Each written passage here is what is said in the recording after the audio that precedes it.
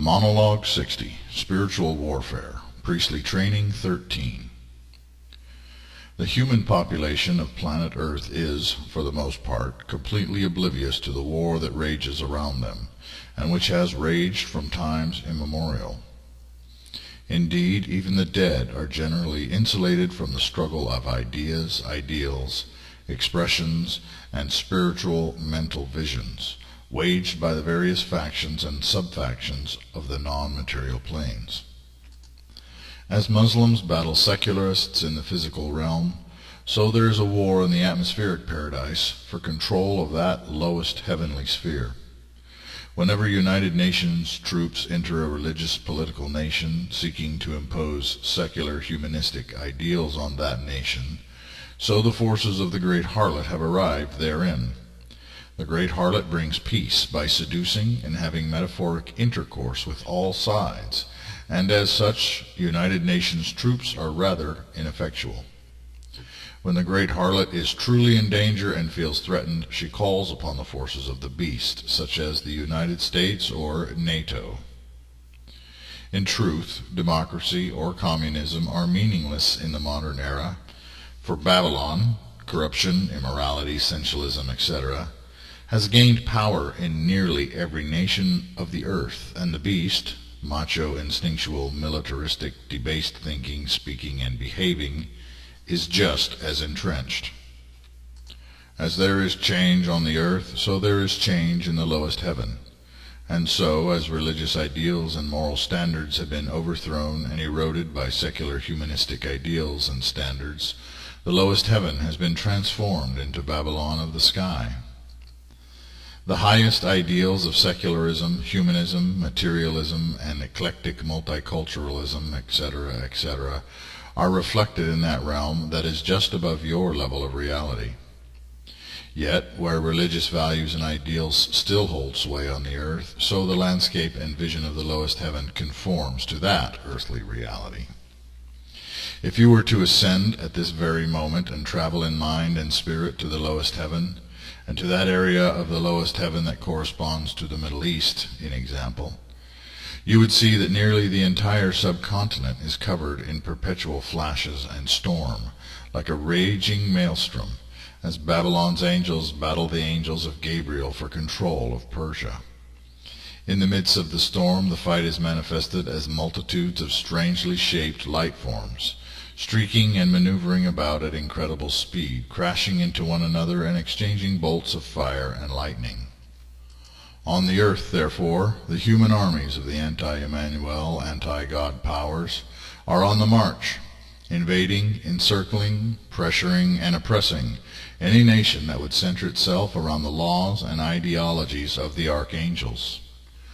In like kind, outnumbered and outgunned, the human soldiers of the archangels lash out, almost madly, unsure of friend or foe, fighting both the political and social strategy of the great harlot, infecting their cultures from within, and the military economic might of the beast, encroaching from the outside.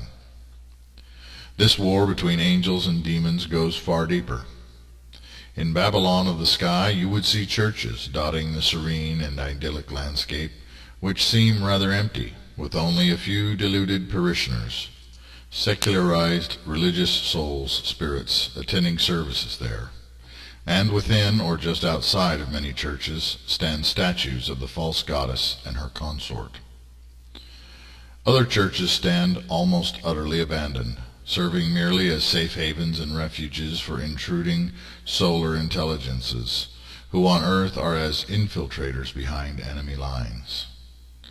As many churches, synagogues, mosques, etc., succumb to social pressure on the earth, political correctness, and become more humanistic, secular, materialistic, and otherwise corrupted, so the churches of astral Babylon put up the statues of the harlot and her consort. There are many little battles fought in secular nations on the earth to remove religious symbols and signs from public life. The impulse and passionate motivation to remove such symbols is driven by demonic forces, which wish to limit the infiltration points of the angelic forces. One might see on the earth, for instance, a cross in the middle of a desert. doing no harm to anyone, and yet a group of humans will get together and sue to have it removed, or they might covertly desecrate it or tear it down.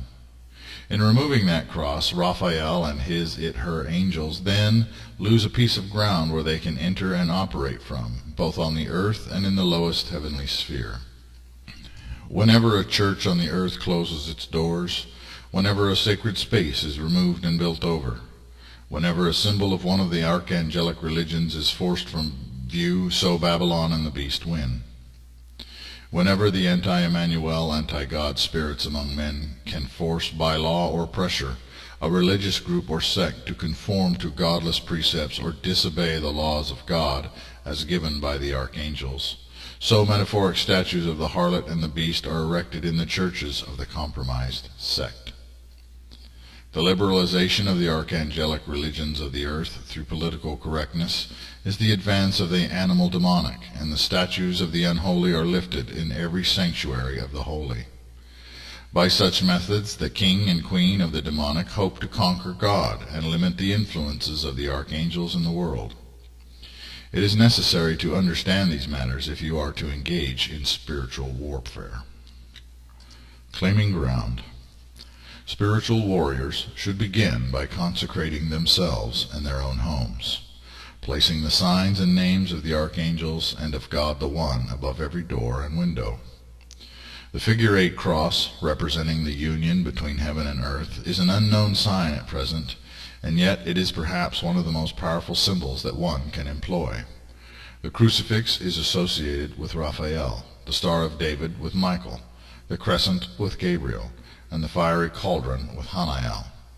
Each monotheism has its symbol. Yet the eternity cross represents all 7 archangels, all 7 of their heavens, and the entire hierarchy and matrix of monotheism in the one God throughout the universe. Each true angel and archangel has its seal and sigil in ancient ceremonial forms of magic, namely the arts of theurgy and angel magic, the angel magic of John Dees and Abramelin, as opposed to Crowley. Each name of God from the 7 monotheisms and each related title thereof is indeed potent when battle is joined. The realms of spirits are realms of thought and emotion, and within the planes of the mind, symbolism is the first and primary language. An old wooden cross in the desert shines like burnished bronze in the spiritual realm, and its light pains the unholy even at a distance. They want only for its removal. I instruct you, therefore, to consecrate ground unto God in a covert and silent fashion. Having consecrated your home, inscribing sacred names and symbols throughout the structure, take small tubes of metal, pipe, and insert prayers, such as psalms, into the tubes, rolled and stuffed inside as scrolls. Use pipe caps to seal both ends, and then bury the prayers at the 4 corners of your property. If you have skill, you might engrave the tubes with the symbols of monotheism, or the symbol of the way of truth. Another tactic is to symbolically deed your house or property to the archangel of your order, sash, and place the deed inside one of the walls. The deed should bear all the appropriate symbols and sigils, and one might even go so far as to use the appropriate color of ink in writing it. If you have the skill, find rocks of the appropriate color, as per the order, and engrave the name and symbol of an archangel onto the rocks. Then, as you drive around or go for walks, subtly drop the rocks here and there, a rock among many rocks. Stone is a symbol of permanency. To engrave a stone is to set something in stone. Wood burns, ink washes away, but engraved upon a stone the words endure for generations. If you walk around and look with eyes to see, you will see the graffiti of the wicked, the symbols of anarchy and diabolical imagery. If you observe very keenly, you will see the signs of pagan deities, and that the images of godlessness, hedonism, chaos, and death are everywhere, and as such counter them with the emblems of light and divinity. If you are a carpenter or a mason, a handyman or electrician, you have great opportunities to claim ground for the archangelic and the eternal. by hiding and literally embedding the symbols, names, and words of holiness into the very structures of society where they cannot be easily detected and might be difficult to remove. Moreover, for the wise, these subtle signs will become a message that others of your kind are present here or there. Besides the eternity cross, so also the 7-point star and the 10-point star, inscribed with eyes at each point and a Mobius at the heart, are emblems that will speak without words to your fellow citizens of the kingdom. Agape, God, the One, the limitless living light, the Omni, and the One Lord, are names that are consistent with this message of monotheistic unity. Sanctioned also are all Hebrew, Islamic, Zoroastrian, Sikh, and Samaritan names or titles for God. Seek the aspect and masks of the Most High and or Emmanuel embedded even in the pagan faiths of old.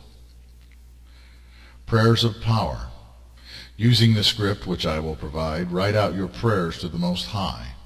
As you should know by now, each order and archangelic patron thereof has its expression, and as you should know by now, each has its color. With research you can find their traditional symbols, sigils, and seals, and I shall provide you with newer, inspired versions thereof. As per your prayer, as per the nature thereof, inscribe your written prayer with the appropriate signs and names, and end each prayer with a karmic disclaimer, Thy will, O God, be done, above and before my own. Amen and Amen. If you are able, use ink of the appropriate color, and speak aloud what you have written in the form of focused prayer and formal request. Roll your prayer into a scroll bound with the appropriate colored string. Before your altar, kneel. Light the incense and allow the smoke to waft up and over the tube of paper and through the hollow center within. Bring into yourself the light of the archangel that corresponds best to your request, in the appropriate color thereof, and concentrate. Visualize yourself before a throne of light, upon which is seated a rather vague but brilliant and gigantic humanoid figure. Place your prayer scroll before her feet. Set to the flame the scroll, using the candle or lantern fire of your altar, and place the lit scroll upon a specially consecrated metal plate or platter. Let it burn at both ends. Opening a window is not only wise, but symbolically allows the smoke essence to escape. When the scroll is reduced to ashes, grind the ashes and take them outside, scattering them to the wind or into a river. If you have created a prayer of protection, you might use the ashes to inscribe the name of God over your doorway, or even onto your own forehead. Moreover, if you have prayed that God will directly deal with an enemy or a specific threat, then you should save the ashes and secretly disperse the ashes as near to your enemy or the threat as possible. If someone is using dark, mystical arts against you, place the ashes in a locked metal box that is inscribed both inside and out with the names and symbols of each monotheism, and those of this revealing also. In this way you demonstrate a binding and imprisonment or a limiting of their powers. Always leave up to God's discretion what will ultimately be done, thy will and not my own. Know that whenever you call upon God or her angels to assist you in a fight, you are the first one who shall be judged. The Holy Spirit will examine the situation, and the very punishment or penalty you have asked to be placed upon an enemy may well fall back upon you, if in truth you are the guilty party. There are always two sides to every argument, and whenever you draw upon God's assistance and seek God's help, you must understand that sometimes God will say no. What you think is in your best interest may not actually serve the greater good or the ultimate good of your own soul. There are those who will say that I have taught you black magic. I will say to such foolish ones that they should go and read the book of Psalms, and see the many prayers of protection, vindication, and even vengeance contained therein. Psalms as prayers are in fact quite effective in spiritual warfare. Unleashing the shadow self. The most powerful and the most dangerous technique for dealing with an enemy or threat is to enter into meditation, descend into your own personal underworld, and there converse with and seek out the assistance of your dark side. Calling your animal totem by name, summon the astral creature into your vision, and request of it the service of righteous indignation. Visualize exactly what you want it to do, and set clear parameters for success and clear limits on what is allowed to do. Once you unleash your shadow self in this manner, however, you will bear the karmic debt if your cause is not truly just, and if you are behaving unjustly, you will relive every evil you unleash upon your enemy through their senses at the end of your days. Moreover, once stirred and given a task, the shadow self will want another and another, and if you do not keep it busy, it will start to act according to what it thinks you would want or might need, even independently of your own conscious awareness, while you sleep usually. The only way to stop such a chain of events is to visualize the shadow self sent into a restful state of hibernation, or to give it a task that will not be harmful and that takes a very long time to complete. However, the shadow self is never useful in anything that is entirely positive or of an enlightened nature, such as healing. But whatever tasks are given must always be of a self-serving and instinctual quality, lest it simply lose interest or become confused. Complicated tasks are also best avoided, and you should command your shadow self much as you would a highly trained and unusually intelligent canine. Always the shadow self seeks your approval and your love, and serves what it considers your best interest, no matter what conscience may dictate. If you do not regularly visit and spend time with your shadow self, reintegrating it with the wholeness of your identity at least once a year, then you will be unable to ask it for any assistance until going through the entire process of reintegration from scratch. I give you this instruction only because you will be numbered with transgressors, some of whom will seek your life in a very direct and physical way. If you would be a master of spiritual warfare, then you should also familiarize yourself with the strange arts of mentalism and psychological warfare, as well as martial arts and military sciences and history. There are also legitimate courses that might be taken that teach something called remote viewing.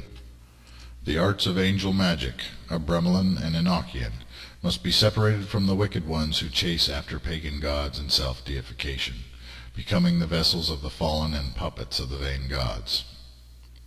Literal combat. The evocation of the shadow self, however, is always a last resort, for the debt in doing such a thing can be considerable. When in combat of any form, seek to banish hatred and emotion itself from your heart and mind. When forced to defend yourself, you should use every legal and political means at your disposal before resorting to harsher methods, let alone actual physical violence. Yet there is the way things should be, and there is the way things are.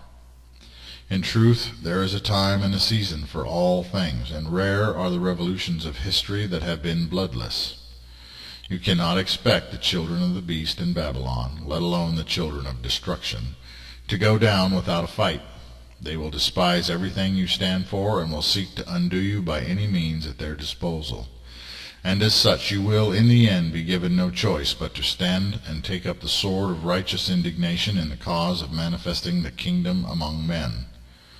When that time arrives, however, do not be foolish or cruel, neither chaotic in your approach. The rules of war are known from ancient times as the code of chivalry. However, remember also the code of pragmatic realism and the law of survival. Never torture. Never inflict unnecessary destruction on the earth. Avoid unnecessary suffering on the weak and defenseless. And do not act in an overly cruel fashion, even toward your worst enemies. Indeed, when you must kill anything, do so as quickly, decisively, and painlessly as possible. And yet do not tie your hands to such a degree that you give victory to your enemy. As the saying goes, fight the good fight, and do what is right. The sons of Gabriel are courageous in their struggle, and yet with every act of barbarism and madness they alienate those they should be trying to win over to their cause. They do not understand the terminology and the language of the worldly, and so they spew slogans that only seem nonsensical and lunacy to their enemies, and to the general population of the earth. Christians do not understand the Quran, and do not care what it says, and to explain their views to the Judeo-Christian West, Europeans and Americans. The warriors of Islam must learn to use the Bible and also the revolutionary expressions upon which most democracies were founded. Ergo, they must learn to speak in a coherent Western way. Do not imitate the Islamic warriors in your strategies.